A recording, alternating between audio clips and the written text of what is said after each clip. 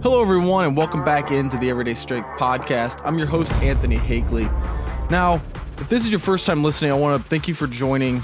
The Everyday Strength Podcast is where I break down evidence-based training, performance nutrition, strength training, conditioning, all of these elements to try and help just the everyday athlete be better, right? Without compromise, be stronger, be well-conditioned, be able to recover better, just feel good for their everyday life. So I welcome you in. Now, let's get into today's episode covering basically my 5-step process for writing a training program. One of my kind of biggest goals is to help everyday athletes, help people who want to train, smarter, who want to actually train, not just work out, right? They're not just going to fitness classes. They're not just going to drop in CrossFit classes. They want to have the tools in place to actually train, to have a goal, a systematic process of getting better, being able to see results. And this stems from being able to do things in the now, right? We can talk about what can we do in the next 6 months. We can talk about what can we do in the next 5 years and what can we do in the next 30 years. And all of that culminates with this type of just system, right? I'm not training power lifters here. I'm not training strongmen, bodybuilders. I'm working towards helping the people who just want to be fit and just want to look good and just want to be strong. I'm helping them to have smarter programming to make them feel better and to make their lives ultimately better, to increase your quality of life. So with all that being said, one way that we can begin to simplify this process is understanding the systems in place and understanding this little checklist that I kind of use when writing a program. Now, there's certainly a much more involved process, but this has been incredibly simplified down to basically 5 steps of building out a solid program to get you to where you need to be, right? What are the targets that we need to hit? How do we want to get there? What is the goal in mind? Let's start with that. How much time do you have available? Okay, so let's kind of talk through all of that in today's episode. All right, so let's get into what those 5 steps are. The first one is deciding the training split. Okay, the training split dictates your frequency for the week. It dictates your recovery, your adaptation potential, and there's a lot of different inputs into how we decide the training split. So what does the timing look like, right? Do we have 7 hours a week to train? Do we have 4 hours a week to train? Okay, how can we squeeze in training and do so without saying, I want to train 7 hours, and then you get into the week and you're really able to only train 3, we're skipping sessions, right? So having the right split in place is going to set you up for greater success, because knowing that you're training only 3 days a week and you actually train 3 days a week is going to be better than thinking, hey, I have the ability or I have the want and the desire to train 6 days a week, and then you only do 3 sessions. Well, that program was really built for you to get results based off of 6 days, okay? And you're only training 3, your potential has now been limited. And so understanding the split allows us to set up everything else, okay? Other factors that go into this, other inputs into how we decide the split. What's your recovery ability, okay? Have you been well trained? Do you have the work capacity to train more frequently throughout the week? Or are you someone who DOMS kills you? You're sore for 3-4 days after you train legs, okay? That ultimately affects how many days per week we want to train. That ultimately affects how we want to go with whether it's a full body split or a body part type split or a push-pull legs type split, okay? How well you can recover. What is your capacity for doing that? Other factors are sleep. If you're getting enough sleep, we can train a little bit more because we can recover better, okay? But if we don't sleep well and we're trying to push harder and harder more frequently in the gym, we're going to set ourselves up for failure by doing so. So ultimately, we want to match the split to our recovery ability and our schedule. Okay, not what just looks sexy, not what everyone else is doing, but what can you actually manage? What can you actually control? And ultimately, that is going to help way more in the long term than saying, this is the program that someone else ran, I'm going to do the same thing. There's certain people out there who have the ability to train twice a day. There's others of us who we don't have time, right? We work day jobs, we have families, and we also can't recover from it. Okay. I'm someone who I get 6 hours of sleep at night. I would love to train twice a day, but I get 6 hours of sleep at night. I have a family. Okay. My 45 minutes to 60 minutes every single day is pretty time capped. I can't really go beyond that without upsetting the wife. So knowing how much time, how much scheduling we have available is super important to be able to split this out. Now, like I mentioned already, right, some different examples of splits stem from a upper lower, a push pull legs, a full body. And you can circle back a little bit to what is the goal. So if you are trying to be as strong as possible, what is most likely going to be the best bang for the buck? And I would argue an upper lower split is pretty consistently used by a lot of high level power lifters. If you're someone who wants to have decent amount of strength, but you also want to be really fit, you also want to look good, maybe a full body split is a little bit better for you because you can recover better from it, because you don't have to have so much volume and so much intensity in that session. That a full body split, hitting each muscle group or each movement pattern 3 days a week, 4 days a week with full body, that may be better for you to recover from and fit into your schedule. I use, for more of my hypertrophy clients or any of my hypertrophy programs, I use a push-pull legs just because we can get a little bit more volume in some of the specific muscle groups, and plus we can train 6 days a week with that, okay? Where we're hitting chest and arms, shoulders, and then we're hitting back and maybe some deadlifts, and then we're hitting lower squats and deadlifts and things like that for that push-pull legs example. So kind of knowing really the three kind of options that are available to you, knowing how to implement those, and deciding on how do I want to train. Maybe you're someone who just likes to train upper lower. That's fine, right? Because that's something that you enjoy. It's something that you're going to frequently do and maintain and stick with. That's going to be better than saying, well, I only have 3 days a week, so I'm going to train full body because that's what I have. But then you get in there, you're like, I hate full body training. This just isn't for me, right? So let's decide what we want to do, what fits our schedule, what we can recover from, and not just what looks sexy on paper. So step 2 now is choosing the training system that you're going to go through, okay? This is like the engine of the program. This is what keeps everything rolling, okay? We can stick with really basic linear programming. Linear works great. I've used it with high-level collegiate athletes. The fortunate thing for them is they're there, right? They're on campus. They're in the weight room every day. They can't skip lifts. So we can make really good progress. We can see it. We can monitor it. We can literally plot it out in Excel or using analytical software and see that line graph just continue to climb if we're doing it right, obviously. But for the everyday athlete who has obligations with work, has family, has travel, all of a sudden linear doesn't look as good because you're skipping workouts, or maybe you couldn't recover, and so you had to skip one workout. You decided to make it up another day, and now you've kind of stacked 2 workouts side by side that you were supposed to rest 24 hours and you only rested 18 or 12, and we're pushing things a little bit more than we should. That is going to be more detrimental following a linear type of program. So there's ways that we can use conjugate training. We can use block. We can use daily undulating periodization. Ultimately it comes back to what is going to work best for you to get long-term results, and how can you manage it in your system and in your schedule, right? Do we want to really focus on developing strength and then developing hypertrophy and then developing our power? Or do we want to go and develop power and hypertrophy and strength all at the same time?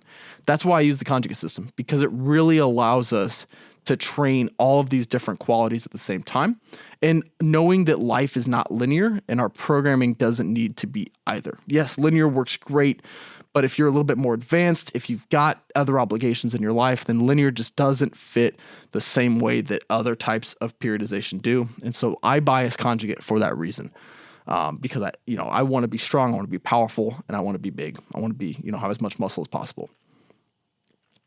So then step 3 is where we start to determine what methods are we going to use. So with conjugate, the system is really, really nicely in place already. Okay, we've got max effort. We have dynamic effort. We have repetition effort. Those are methods that we can just basically plug and play into the week. We can change the variation of the movement a little bit, but the method stays the same wherever we're at in the phase. So that works really, really nice. That's the methods that we're using. Okay. What conditioning methods are we going to use? Are we going to use aerobic capacity? Are we in an aerobic base building phase? Are we in more of an anaerobic phase? So we still need to maintain aerobic, but now we're going to start to shift a little bit more towards building our anaerobic, our glycolytic systems. Okay. So, we can go to using different types of intervals. We can use tempo methods. We can use contrast methods. That's kind of that vehicle that drives the system forward, is the methods that you use. Now, I have a lot of these methods in various blog articles on HagleyStrength.com. There's going to be more episodes of the podcast dedicated to these different methods. So I'm not going to dive into the ins and outs of all of the conditioning methods that are used, but the strength methods that I use tend to be fairly consistent with max, dynamic, submax, and repetition, and kind of going from there. Some other things that we can do and plug and play is switch in unilateral work. So if we're doing repetition method, right, we can use our unilateral, like single leg work. We can do unilateral upper body work. Maybe our max effort movement has now shifted a little bit to unilateral leg work. So doing like a Bulgarian split squat with a decent amount of weight for, 1 rep. Maybe we go submax and do 3 reps or 4 reps. But that's kind of our heavy movement. That's how we are getting the adaptation that we're looking to achieve. So once we've got our methods in place, now we're going to start to set the details. And this is where a lot of people, I think, tend to struggle, and where I hope to be able to communicate effectively how you can modify and adjust the details, what levers we can pull, what works best, and not having to rethink the wheel. Because whenever I sit down to program, I've got a chart that basically has what target are we aiming for? So are we aiming for hypertrophy? Are we aiming for strength? Are we aiming for power? And then here's basically the sets and reps that we need. And then knowing from there how many sets we're doing, what our end goal is, now we can set the rest periods, right? So tempo work, how many reps are we doing? How many sets? What is the rest? What is the loading scheme? What percentage are we putting on the bar? This is going to be in another blog article that's coming out soon, but knowing kind of how these different things interchange, and there's really a handful of things that just work really well. They're effective, and we don't need to reinvent the wheel whenever it comes to the small little details, right? If we're training for strength, we want to allow longer rest periods, 3 minutes, 4 minutes, right? Now, 3 minutes might be a little long, especially if you're short on time, so maybe we can shorten that to 2, but the ideal rest periods, and there's a lot of evidence and research that's been done on this, the ideal rest period for strength work is about 3 minutes. That just allows kind of all the different substrates to come back to kind of a baseline. It allows you to replenish basically the fuel that you've used to do that work. So 3 minutes works really great for strength. Now, hypertrophy, 60 seconds, 90 seconds, right? Much shorter, maybe even 45 in some instances, right?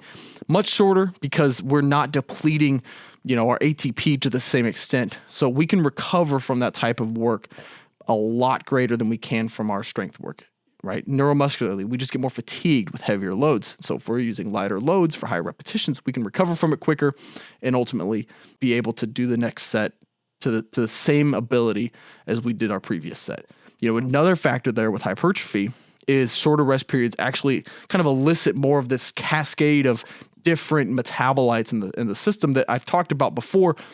Those actually lead to hypertrophy. And so maybe we want to maximize the amount of just stress that's happening inside the body and be able to have better outcomes by doing so. So unfortunately, whenever it comes to the details, a lot of people will major in the minor here. They'll spend way more time and effort on, should I do 3 reps or should I do 4? Should I be doing 5 sets or should I be doing 2? And it's just like, you've skipped the steps ahead of this to even come to where you're at now. Let's start by focusing on the big picture stuff And whether you do 3 sets or 4 sets, probably at the end of the day isn't going to be that big of a deal. Unless you're talking very heavy max effort work, calculating an INOL, which I've talked about in blog articles before.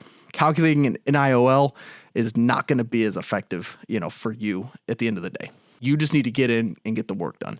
Now, if you don't know what INOL is, don't spend more time on the details than you need to, right? We need to know a framework. We need to have a system in place.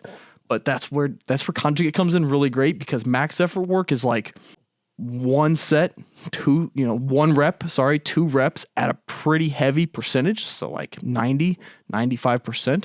Dynamic effort work, most commonly for squats, you're going to see 3 reps or 2 reps by 8 sets or 12 sets, kind of scaling that and adjusting week to week. Bench press, kind of the same thing. We'll do 3 sets of 8 to 12 repetitions. Okay. That's it. That's the structure in place. And whether you do 9 sets or you do 10 sets, at the end of the day, not that big of a deal. Okay.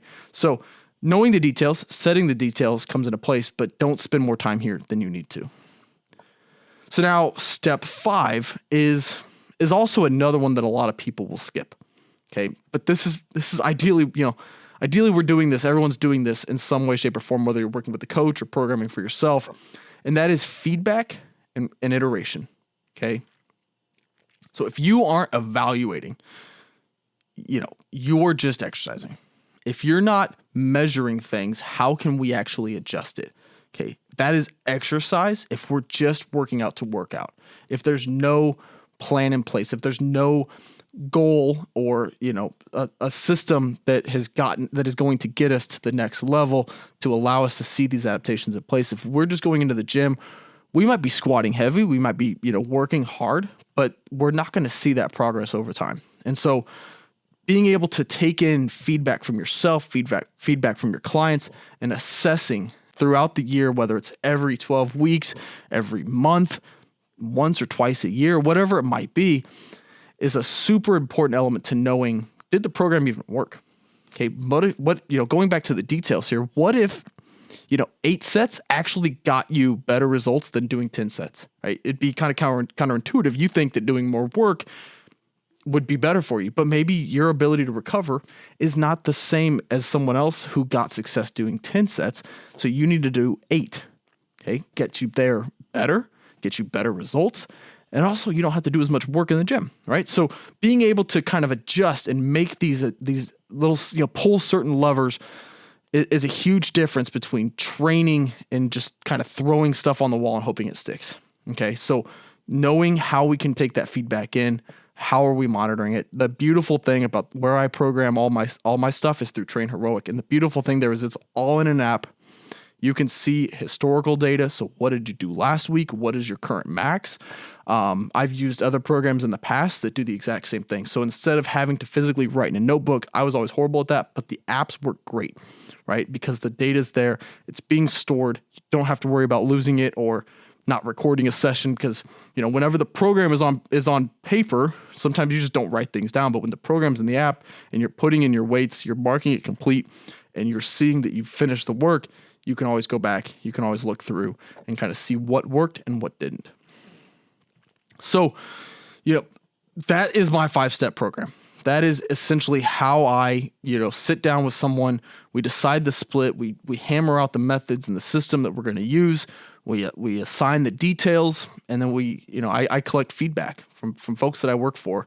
Everyone that I work with, I sit down and review their program. There's testing blocks that are kind of weaved in at the end of certain phases or certain blocks. And so we'll take a look and let's see, did people get stronger? Did they get weaker? And if they got weaker or if they just didn't improve to the same level that they should have, at the end of the day, it sucks. Okay. But next time, now we can adjust. Now we can make improvements. Now we can see what actually worked. And maybe next time we're going to do what worked previously and kind of skip what didn't work. So we'll go through that, whenever we're sitting down to write a program, start out kind of with your split and then just kind of start to fill in the blanks from there. So that is the, kind of the 5-step plan. So if you have just been kind of winging your programming, if you've just been exercising, start to use a process. And you can start right now. You could sit down at the beginning of the month and have a program ready in place for the next 4 weeks or the next 6 weeks. You'll be able to train with more clarity. You'll be able to recover better.